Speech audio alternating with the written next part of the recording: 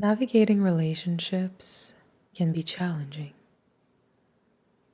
With time, we gain experience, but when we are young, we fall into some traps. As we are building our self-esteem, our own identity, we sometimes fail to realize that there is a lot of time ahead of us. And in due time, the answers will be presented to us. If we are not going at the same rhythm as people around us, we may think that something is wrong, that we are lacking, we are behind. And while this is certainly not only true in relationships, that is the topic we'll explore today. I want to talk to you and give you the advice I wish someone would have told me younger.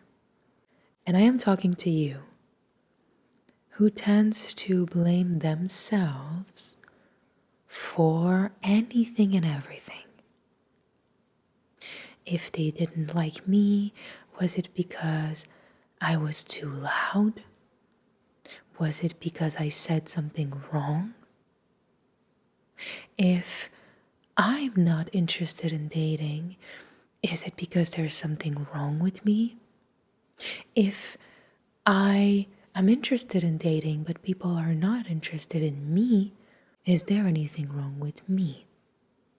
And of course, while this may be useful if you are in high school, the message doesn't expire after a certain age, and there is no better time to listen than now. Being in school gives us a window on other people's lives, success, qualities, and it gives us social circles to relate and make friends in. And I know that when we are in school, the classroom feels like the world. And if that person knows about this, then this person will know. And every bit of drama, of gossip feels like the most important thing on earth. Soon enough, we'll feel like how people see us matters, and we'll be tempted to compare not only our grades, but sometimes it's even on the relationship aspect, on the personal aspect. If my friend is in a relationship, then how come am I not interested in relationships? And if all your friends are getting into relationships and you're not interested in relationships, then is there something wrong with me? Yet we don't have a sample big enough to truly judge if there is anything wrong with us. More often than not, our situations are not unique, and what we are going through is simply a part of our own personal journey. But while we are in school and while we are in class, we want to belong, and the desire to find ourselves comes later. It's after the abundance of relating and connecting to people that sometimes we get sick of it. Maybe we were in the wrong circles. Maybe we were around the wrong friends. And that leaves us with questions. Is that really where I see myself going? Are these people really a good influence on me? But before we get to that stage, all we want to do is belong. And sometimes the people available to us at school are just that. It's a sample. It doesn't represent the world. Sometimes we forget that life can be simple.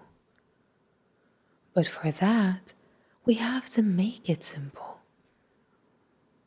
And there is so much simplicity in following your gut feeling, following your intuition, following your heart, because you have a good heart. You know deep down how something makes you feel. And if you prioritize your comfort, then it will be easier for other people to treat you the same way because they notice that you care about yourself. If you prioritize your real human experience, you won't judge yourself in the process. You won't have regrets for what you did because you knew that at the time it was true, no matter which side it is. Whether it was you felt super inclined to do a bunch of things and try a bunch of things, or you felt uncomfortable trying anything and you decided to wait. It's okay if you are not even interested in dating, but what is not okay is forcing yourself and pushing yourself to do said thing just to please other people. I want you to remember that it is not the thing, it is where it's coming from. It's why you're doing it. It doesn't matter if you start dating at 15, 16, 19, it doesn't matter. But if you feel uncomfortable and you are doing it to prove to yourself that you are just like everybody else, you are starting to deny yourself. And this is a very tricky road. Not only does it stick with you, but it kind of spills over. That mindset, of course, will transcend the social bubbles of high school and will continue to exist in our adulthood. We put ourselves at the back end of every decision. Did I make anyone feel a certain way? If people are going to react negatively to me, then I have the power to control who I am around other people and make others feel more comfortable. And while this can be a comforting idea and a comforting thought, it will break us as soon as we realize that no matter how hard we try, someone will always have something to say. And if they don't say it to your face, then it might feel even worse going through betrayal, lies, and learning from a friend of a friend that they've never really liked how you act around them. While we learn that who we are is unacceptable, too different, not the norm, and we put it in the back end of every decision, we trick our brain into finding positives about it. We can even feel a sense of importance with time, learning that people's mood depend on me. People's reaction are on my shoulders. People comfort are on my shoulders. I am responsible.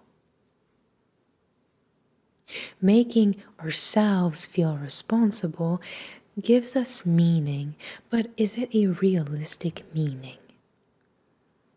At the end of the day, how people react to us is out of our control. And while what I'm saying is not groundbreaking information, it is certainly something that we forget. At the end of the day, we are so used to perform in a role that we give ourselves that we forget even how other people feel. If we have control over how other people react, then We are giving ourselves a responsibility and a title that goes beyond reality. At the end of the day, people have been through what they've been through. People have a different story, a different education, a different background. And based off of that, it is unpredictable how they will react. Now, the reason why this is important is because, of course, while we are going through it, while we are making ourselves feel small, and we try to mask, and we try to force ourselves to be something that we're not, we'll tend to end up with regrets. Because at some point in time, we will find ourselves again. And I think that's a beautiful thing. The true you might be hidden behind 3,000 layers of skin or emotional protection, but it is still there. The real you who knew back then that I don't feel comfortable doing this. I'm not really into dating at my age, but I'm not going to question myself in relation to others because I know that if I feel this way, it's real. Everyone has their story. Everyone is on earth for a different reason. And when you stop questioning the reason itself and you allow life to show you and you follow your intuition, you follow your gut, then you are working with life. Your life becomes a series of events that are meant to build off of a strength of yours, off of authenticity, off of a feeling of trust, of love, because you respect yourself, you go at your own pace, you follow your gut feeling. And of course, there are going to be obstacles. Some people will make you doubt yourself. And the younger you are, the more questions you will be asking yourself, and that's a normal part of life. But learn not to take these thoughts so seriously, as thinking itself is an activity. And it is good to practice your mental strength, and it is good to practice your capacity of reflection. But you don't have to take everything so seriously. You don't have to have answers for everything. You don't have to decide right away who you are to a T, because life will solidify it. You just need to make sure that you're starting at a point that is honest and that it isn't a response to people that are trying to make you feel less about yourself. Remember that there are always going to be people to make you feel like your opinion don't matter or you are weird if you don't fit in, but are they interesting people? Are they people worth making yourself small about? I don't know, I'm asking you the question. And to conclude, we all go through a phase in life where we are trying to find ourselves. And while this quest is a never-ending one for most, it is important that you allow yourself to remain real and that you resist the peer pressure, even if you desperately want to fit in.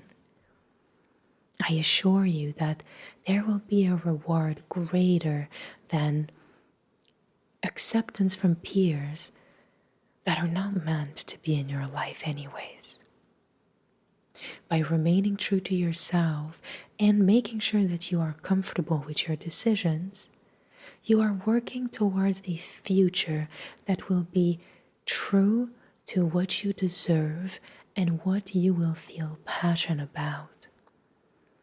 When all of our focus is directed to pleasing other people and making sure that everybody likes us and that we make everybody feel comfortable, we are basically training ourselves to remain in the back end. And who wants to spend a life being on their own back end? What can you achieve if you are always last? If it doesn't matter if you are uncomfortable as long as other people are? While there are many ways to answer the last question I had just asked you, I want to say that you are going to build amazing independence, amazing resilience, and amazing strength by remaining true to yourself and resisting peer pressure.